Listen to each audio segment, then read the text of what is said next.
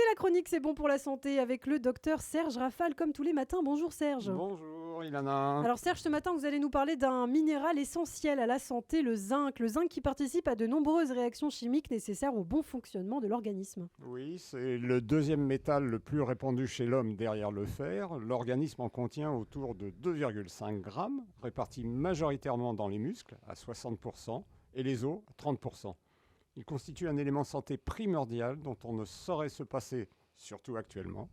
Il intervient en effet comme l'enzyme, le cofacteur, le catalyseur, le stabilisateur, le régulateur de plusieurs centaines de réactions enzymatiques, plus indispensables les unes que les autres à la bonne marche de l'organisme et donc à la santé.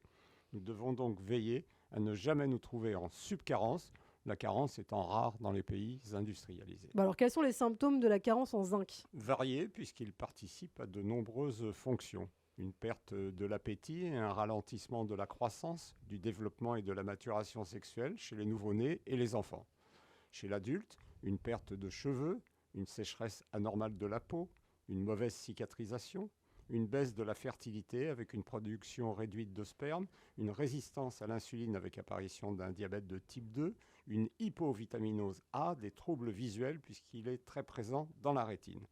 La personne carencée peut se sentir apathique et irritable. Les fonctions du goût et de l'odorat peuvent être altérées. Et enfin, le zinc intervient sur le stress oxydatif, prévenant et freinant les processus d'encrassage de l'organisme et favorisant les mécanismes de d'épuration. Enfin, il participe à l'immunité, raison majeure pour laquelle je vous en parle aujourd'hui. La pandémie n'est pas terminée et la grippe arrive. Alors vous avez évoqué les pertes de goût Serge et d'odorat, symptômes évocateurs du Covid. Oui, nous avions déjà l'habitude de prescrire du zinc bien avant le Covid contre ces deux symptômes qu'on observait parfois lors d'un épisode infectieux ORL, un rhume ou une sinusite, et pour lesquels peu d'autres médicaments étaient efficaces. Et d'ailleurs, au tout début de l'épidémie, il était en rupture de stock dans de nombreuses pharmacies, tant la demande était importante, les patients ayant eux parfaitement intégré tout son intérêt. Il existe des causes spécifiques de carence? Oui, certaines circonstances sont favorisantes, les troubles gastro-intestinaux, la contraception, la grossesse, les traitements antibiotiques, l'hyperactivité sportive, l'alcoolisme, le tabac, un régime vegan ou l'alimentation intraveineuse.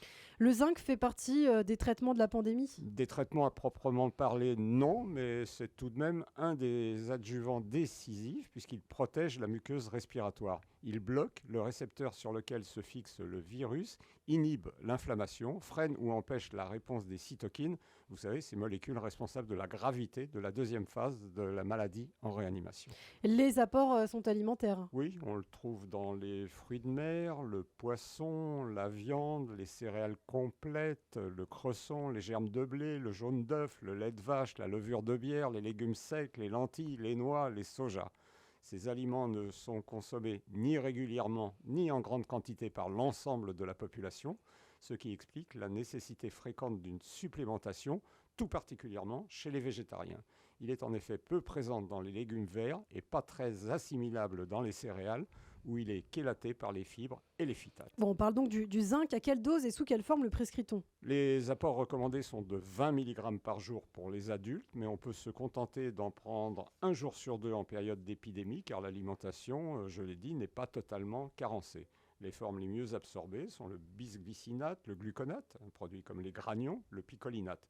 À noter que la prise conjointe de manganèse, des vitamines B6, D et E augmente son absorption. Alors en conclusion Serge? Le zinc n'est pas seulement une recommandation, c'est presque une obligation en cette période de l'année, a fortiori par temps de pandémie. Merci beaucoup Serge Rafal, le docteur de Radiologie qu'on a le plaisir de retrouver au quotidien sur cette antenne.